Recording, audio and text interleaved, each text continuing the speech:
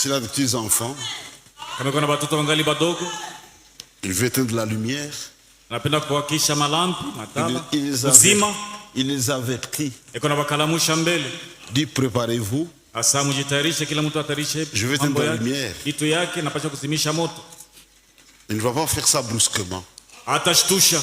Parce qu'ils en vont crier. Watoto watalalamika. Frère, Dieu est sage. Mungu yuko na hekima sana wa ndugu.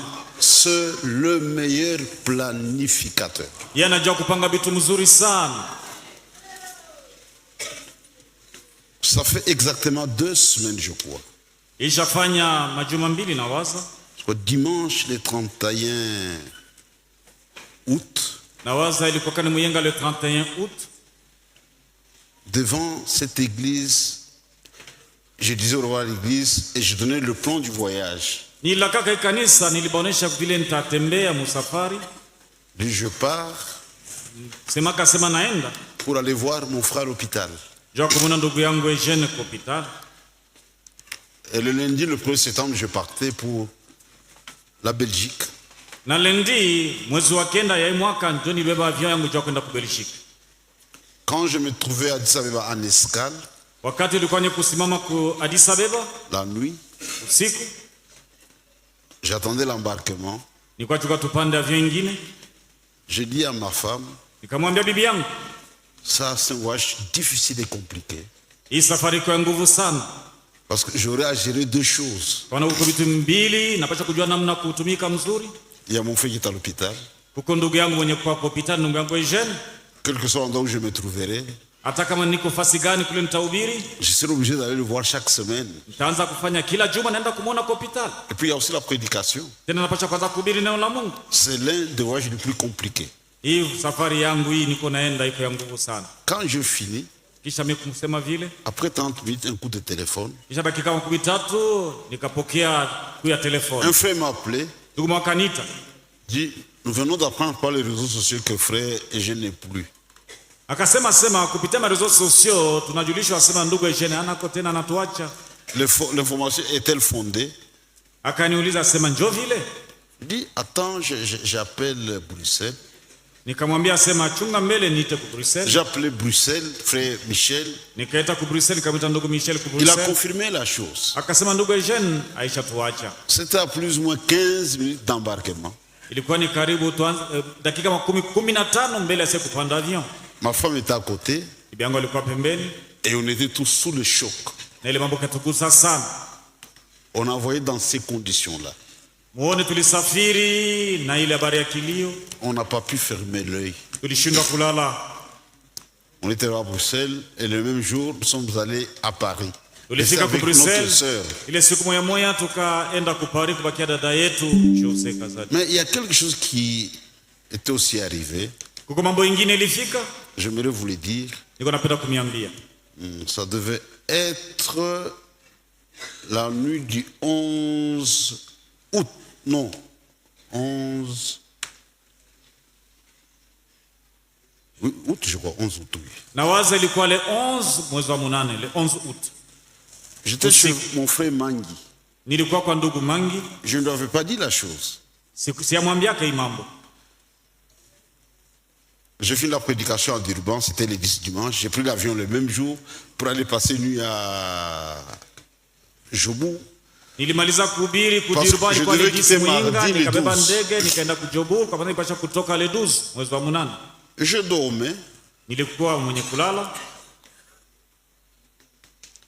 Quelqu'un me parle. Mtu mwaka kwa kuniambia, sema na mimi. Un message court. Ujumbe tu mfupi. Eugene est mort. Anamwambia sema Eugene anakufa. J'ai commencé à pleurer. Nikaanza kulia. J'ai beaucoup pleuré. Nililia sana. La voix sortait. Sauti ilikuwa natoka. Et cela avait réveillé ma femme. Bibi yangu ikamlamusha usingizi. Elle a eu peur.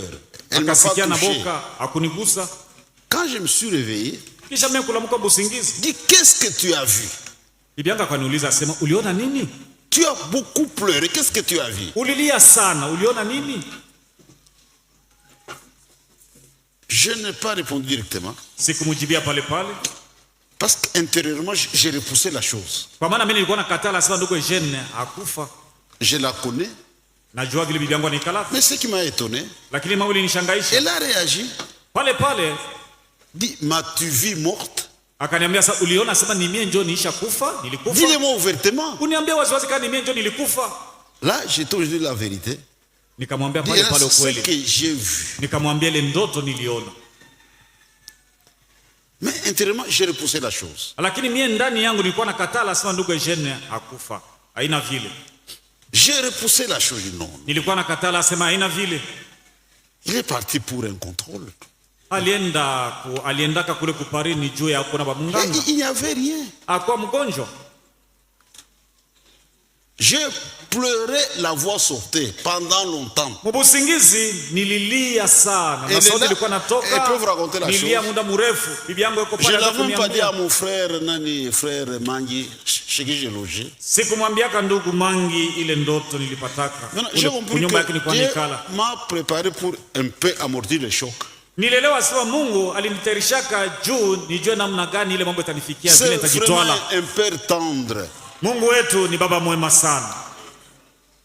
Même sa maladie. Hata magonjwa yake ndugu Eugene. Quand on m'a fait le rapport. Wakati alinipatisha rapport. Il fallait que cela se passe en Europe.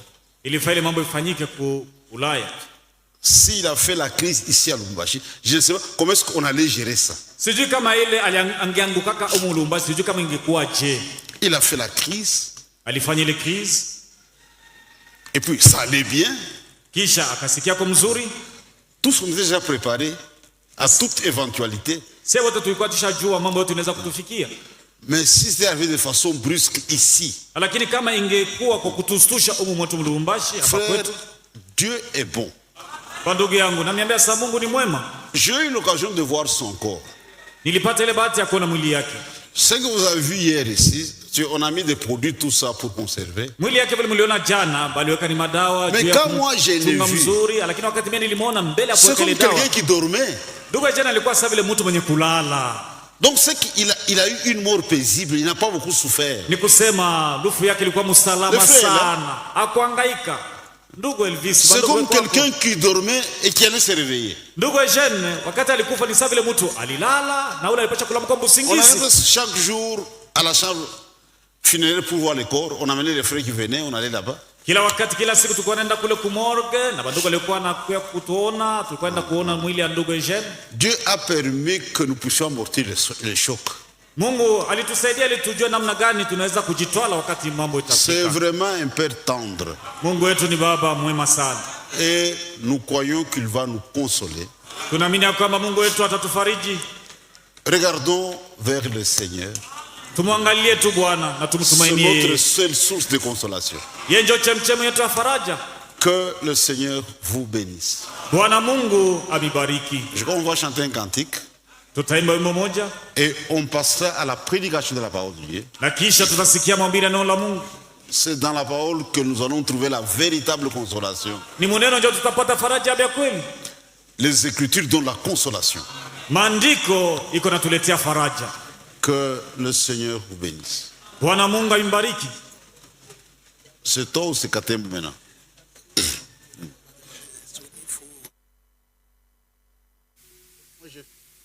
Minamaliza. C'est Katembo, je ne sais pas. Je ni wewe ndugu Mninga ama ni ndugu Katembo? Pour la suite, ça va. Merci. Juu ya programu yenye kufuata.